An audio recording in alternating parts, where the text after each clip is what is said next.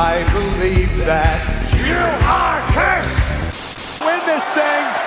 Eddie Dominic was cursed. He was cursed. Danhausen, as you may know, is a wrestler who is very, very nice, but also very, very evil. And lately, it's been a lot more evil for us professional wrestling fans. And it doesn't have anything to do with this idea that there isn't a place for a guy like Danhausen in professional wrestling. No, before I get into this too deep, this is not a Danhausen takedown and talking about why he is everything that's wrong with professional wrestling.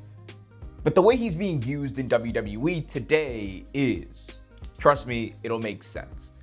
In this video, I'm going to talk about why Danhausen in WWE suffers from one of the biggest problems a character like that can suffer from, that is being overexposed, why this could lead to the end of Danhausen in WWE, and what WWE needs to do in order to stop themselves from forever being cursed.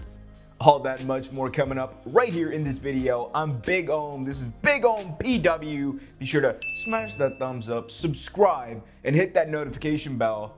Let's dive right in.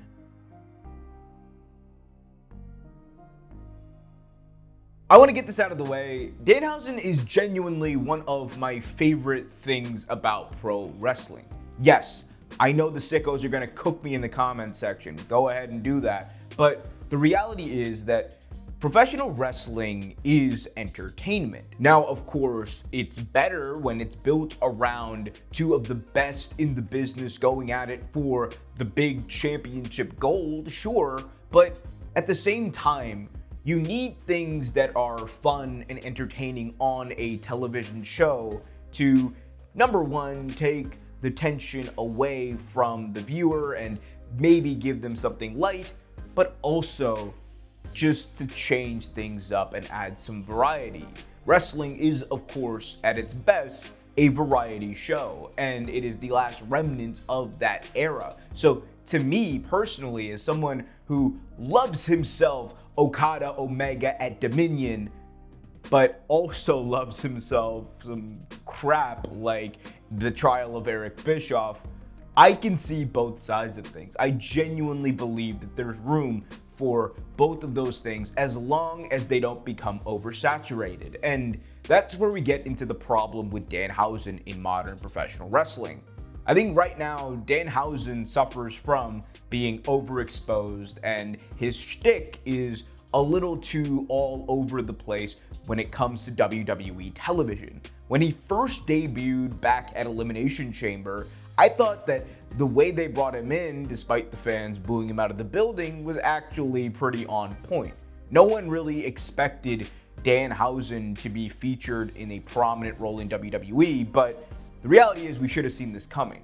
Even going back to his days in the Indies and in AEW, Danhausen was an absolute legend when it came to marketing himself. Remember, this is the same guy who did a skit going to an ANW, pretending like it was AEW as he was trying to get signed by that company, and then found his way into both a deal with AEW, the wrestling company, and an advertising deal for ANW.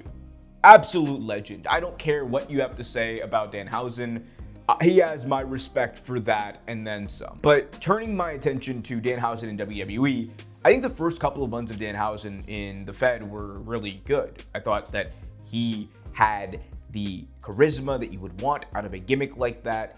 He had impeccable timing and he showed you exactly why he got so over on the indies on his own. And for me personally, I think that the thing that he had that not anything else at WWE TV, especially on SmackDown, has had as of late was energy and emotion. A lot of times the WWE product in the modern day feels like it's overly sanitized, overly produced, and it doesn't feel real. Danhausen, say what you want about him, was genuinely his authentic self. And it showed in the way that his character came across on TV. And to me, it's probably the most entertaining thing on SmackDown all year long. But this is where we get to the problem, because you have fans like me who loved what Danhausen was doing, and you have the casual fan that talks about Danhausen, and that might be the only thing they know about professional wrestling, there's a point where WWE decided we're gonna go all in. And I think now we're getting to the point where out of the 5 matches there are on a PLE, you're gonna have one Danhausen match every show. And of course, he is a merch machine. He's selling more merch than anyone in the company right now. He is marketable as all hell. He is a breakout star in the mainstream. And while I understand that and I see the incentive that WWE has in trying to get him out there and push him out there in front of everybody all at once, I don't think that having him appear in multiple segments on multiple shows every single week and then taking up an entire match segment on a PLE is the best way to be using him. Of course, as I said, wrestling is a variety show at its best, but what happens when the variety show focuses too much on what should be an element that is there to just change the pace up? What happens when a variety show leans in too hard on something that is profoundly unserious? Well, the serious parts of the show matter less. And as we know, WWE struggled to book anything that resembles a serious storyline all year long. So going all in on Danhausen while ignoring that element also alienates many of your fans who have been critiquing you all year. And I think the Joe Hendry segment with Ryan Garcia, the mini Danhausens, and I don't know who they were. There were some dancers. I'm assuming they are the Baddiehausens. I will dub them the Baddiehausens. That's what I'm going to do. But that segment to me was a bit of a shark jumping moment for Danhausen. That is when I think that it became too much, because you combine the meme of Joe Hendry with the meme of Danhausen, and you took away TV time from real wrestlers who could have been doing stuff on a show where there wasn't much real wrestling, unfortunately, for all of us. And you combine that with the fact that it was a go-home show for SummerSlam, the biggest show that they have all year. And on top of that, you also have the fact that at SummerSlam, they basically buried Dominic Mysterio, making him lose to Danhausen on, of all things, a money on a pole match. The fact that we got a pole match in WWE in the big 2026 is beyond me. Vince Russo somewhere right now is probably taking credit for this, but I hated it.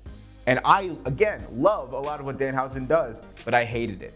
It made Dominic Mysterio, a guy who just 2 years ago we were talking about as potentially a main eventer in the company, look like crap. The Judgment Day means even less than what they did leading up to it. And unfortunately, I think the fan backlash that we did see from that match, this got like one of the lowest ratings of a match all year on Cage Match, that tells you everything you need to know. This doesn't mean that we need to stop with Danhausen. This doesn't mean we need to have Danhausen off TV for a while. Just give me a little less funny shtick. Isolate it to where it matters and make an impact when he's there. Because no one is going to complain if Danhausen is there doing his wacky stuff once every show. But once he starts feeling like he's overstayed his welcome, that's when you get to the point where people will stop caring. People will be annoyed and he will get go away heat. And that's something that I don't want to happen to someone I think is genuinely one of the most entertaining acts in pro wrestling. Again, comment section, come at me on that. 10 toes down.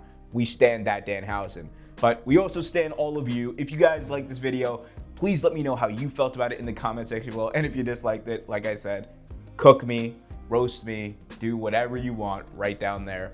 Also be sure though to smash that thumbs up, subscribe, and hit that notification bell. I'm Big Ohm. Until next time, be happy, be healthy, and as always, keep it real.